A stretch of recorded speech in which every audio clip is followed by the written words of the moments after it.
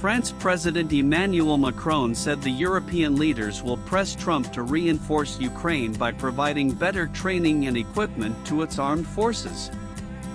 He said Trump will also be asked to back a plan drafted by the Ukraine leaders in favor of Ukraine. Key leaders of Europe and NATO nations could be on the negotiation table with Ukraine President Volodymyr Zelensky during his upcoming meeting with US President Donald Trump in Washington. Britain, France, Germany, Italy, and Finland are showing strong support for the Ukrainian president after he was left out of Trump's meeting with Russian President Vladimir Putin in Alaska on Friday. Their promise to stand by Zelensky during his visit to the White House on Monday seems aimed at making sure the meeting goes more smoothly than the last one in February, when Trump harshly criticized the former in a tense Oval Office discussion.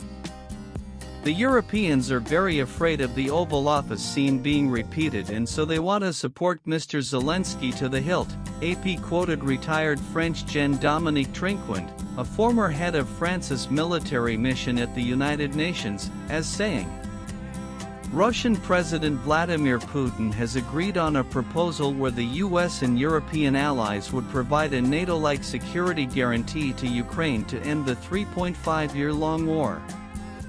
It was the first occasion when Russia agreed on such a proposal, probably a positive move in the direction to broker a truce. France President Emmanuel Macron said the European leaders will press Trump to reinforce Ukraine by providing better training and equipment to its armed forces. He said Trump will also be asked to back a plan drafted by the Ukraine leaders in favor of Ukraine.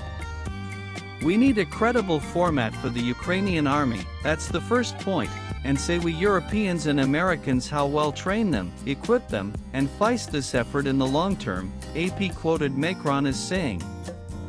Putin has suggested that Europe poses an obstacle to the negotiation process.